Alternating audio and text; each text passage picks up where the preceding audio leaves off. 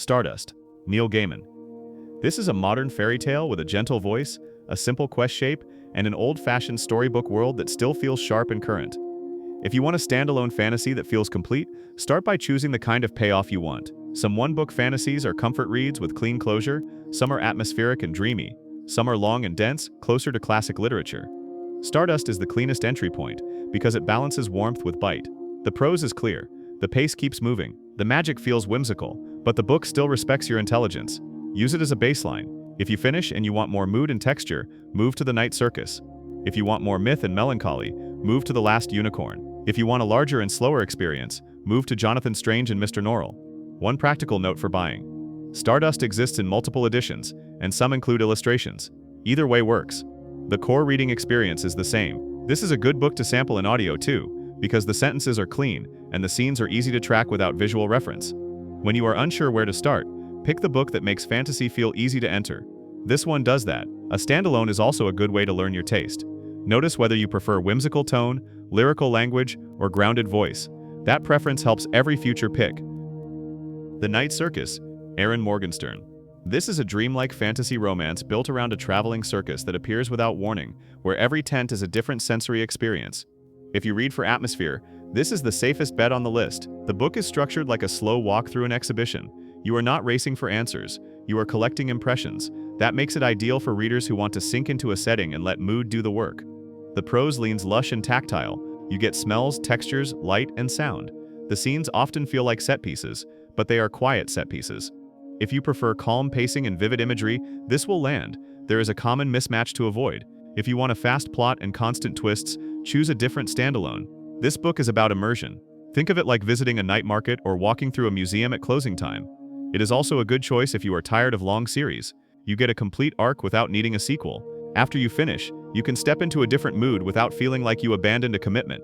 If you want a similar sense of wonder in a shorter, more linear package, Stardust is the nearby alternative.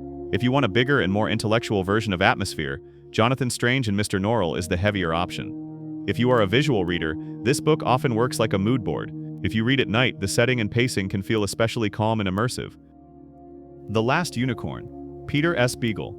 This is a lyrical, bittersweet fantasy that reads like a classic story told by a very modern mind, set in a wandering old-world landscape. The reason it works as a standalone is that it is compact and complete. It gives wonder, melancholy, and humor in a small space. The language is the main event. Even simple lines can feel memorable, and that is rare. This book is also a bridge between eras. If you mostly read older classics, it will feel familiar in shape and tone. If you mostly read modern fantasy, it will feel like a clean reset. It reminds you that fantasy can be simple on the surface and still emotionally complex. It is a good recommendation for readers who like stories that feel like they could have existed for centuries. The pacing is steady. The chapters are not built around cliffhangers. Instead, the pull is curiosity and voice. If you want a one-book fantasy that stays with you after you close it, this is one of the most reliable picks. It is also short enough to reread, and rereads are where literary fantasy often becomes more satisfying. If you enjoy this style, you can move to Stardust for a lighter modern fairy tale, or to Jonathan Strange and Mr Norrell for a long, textured alternate history that also treats magic with seriousness. Jonathan Strange and Mr Norrell, Susanna Clarke. This is a long, literary fantasy of manners that treats magic like a serious historical discipline, set in an alternate version of 19th century England. If you want a standalone that can replace a whole series, this is the one. It is big. It is slow in a deliberate way. It builds a world through voice and detail rather than through battles. The reading experience is closer to classic literature than to modern action fantasy. You get social observation, dry humor, and a sense of scholarly texture. If you enjoy books that feel like they have footnotes and archives behind them, you will likely enjoy this. The best way to approach it is to treat it as a long weekend project. Read a little each day. Let the tone settle. If you try to force it to move like a thriller, it will feel heavy. If you accept it as a slow build, it becomes absorbing. This is also a good audio choice for some readers because the voice is consistent and the scenes are clear. For others, print works better because you may want to pause and reread a paragraph. If you want a quieter, court-focused fantasy after this, The Goblin Emperor is a gentler follow-up. If you want something shorter and more playful after a big book, The Princess Bride is the easiest palate cleanser. American Gods, Neil Gaiman. This is a contemporary myth road novel with a dark, quiet tone, moving through ordinary American places that hide strange, old-world echoes. If you want standalone fantasy that feels adult without being grim, this is a reliable pick. The magic is not a system. It is a mood and a metaphor. The book asks you to notice symbols, not mechanics. What makes it satisfying as one book is the sense of scope. You get a full journey across locations, ideas, and tones. It feels like a complete modern myth rather than a setup for sequels. This is also a strong choice if you like fantasy that blends into the real world without becoming urban fantasy with a case of the week structure. It feels more like a novel of ideas that happens to use the supernatural as its language. Expect a patient pace. Expect scenes that linger. If you want something more purely funny, Good Omens is the lighter sibling. If you want something more fairy tale, Stardust is the warmer cousin. One practical note is that American Gods has multiple editions. Some include extra material. The core novel works on its own, and you do not need bonus content to get a complete reading experience. Pick the edition that is easiest to find and afford. The Priory of the Orange Tree, Samantha Shannon. This is an epic-scale standalone with dragons, court politics, and big world myth, set across multiple regions with a serious modern voice. It is technically part of a wider setting, but it is built to work as a complete one-book experience.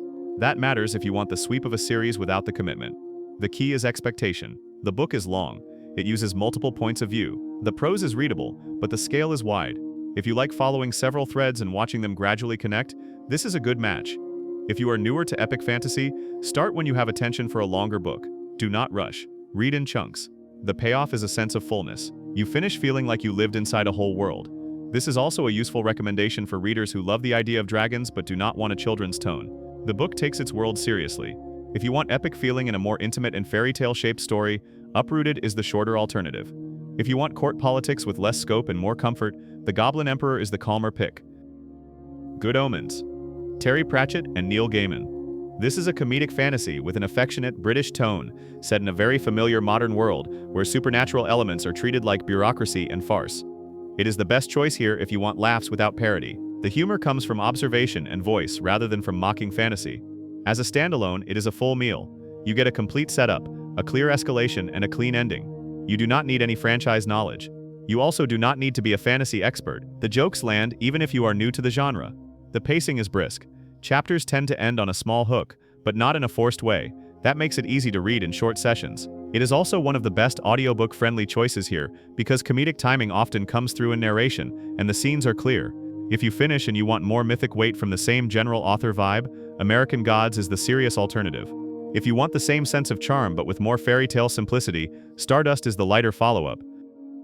The Princess Bride, William Goldman. This is a playful adventure fantasy with a fairy tale frame, a bright voice, and a storybook sense of movement across a simple romantic landscape.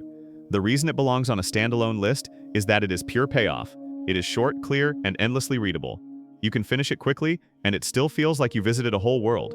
It is a great choice if you want fantasy without thick lore. You will not be asked to memorize names, maps, or invented history. Instead, you get a clean adventure shape, witty commentary, and a tone that stays light even when stakes feel serious. This is also a reliable palate cleanser between heavier books. If you just finished something dense, it resets your reading brain. If you are nervous about starting fantasy at all, it is a low-pressure entry. If you enjoy the playful side of fantasy but want something with more modern satire, Good Omens is the next step. If you enjoy the fairy tale side and want more quiet wonder, Stardust is the nearest match. Uprooted, Naomi Novik. This is a dark-leaning fairy tale-style fantasy with a grounded voice, centered on a rural landscape that feels alive, strange, and slightly threatening. If you like folklore, forests, and magic that feels organic rather than engineered, this is a strong standalone. The mood is earthy. The imagery is memorable. The pace has urgency without turning into non-stop action. What makes it work as one book is the combination of intimacy and scope. You get a close emotional focus, but the world still feels large. It is the kind of fantasy that feels personal but not small. If you avoid fairy tale retellings because you fear they will feel childish, this one is a good correction. The tone is serious. The consequences feel real. The writing stays accessible. It is also a good bridge into longer epic fantasy. If you finish and you want a bigger dragon-centered world, The Priory of the Orange Tree is a natural next step. If you finish and you want something gentler and more social, The Goblin Emperor is the calmer alternative. The Goblin Emperor, Catherine Addison. This is a quiet, manners-forward fantasy about entering an unfamiliar court, with a gentle tone, careful social detail, and a setting that feels ornate but readable. If you want fantasy that is comforting without being childish, this is the best pick on the list. The tension is social rather than violent. The pleasure comes from watching someone learn rules, build trust, and make small choices that matter.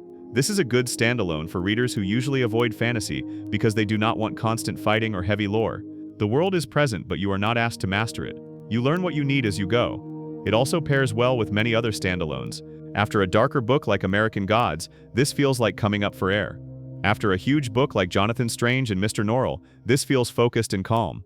Practical note: some readers find the names and titles take a few chapters to settle. That is normal. Do not push for perfect recall. Let the rhythm carry you. If you want a similar calm readability with more comedy, Good Omens is the lighter direction. If you want a similar court feeling with epic scope, The Priory of the Orange Tree is the heavier direction. Stardust, Neil Gaiman. This is a modern fairy tale with a bright voice, a clear arc, and a storybook world that makes fantasy feel welcoming rather than demanding. Here is a simple mood map using the books in this video. If you want cozy wonder with a quick finish, start with Stardust or The Princess Bride. If you want immersive atmosphere, choose The Night Circus. If you want lyrical, timeless fantasy that feels like a classic, choose The Last Unicorn. If you want a long, literary alternate history, choose Jonathan Strange and Mr. Norrell. If you want modern myth with a darker tone, choose American Gods. If you want epic dragons and politics in one book, choose The Priory of the Orange Tree. If you want comedy with heart, choose Good Omens. If you want a fairy tale that feels earthy and intense, choose Uprooted. If you want calm court intrigue and kindness, choose The Goblin Emperor. When you pick your first standalone, aim for the book that matches your current attention span. Short books are easier to start. Long books can be better when you have steady reading time. If you want the full reasoning and the best starting order for different moods, the long video has the complete decision guide. Every pick here is designed for a one-book payoff. If you read mostly series, treat this list as a set of clean entry points you can rotate between bigger commitments.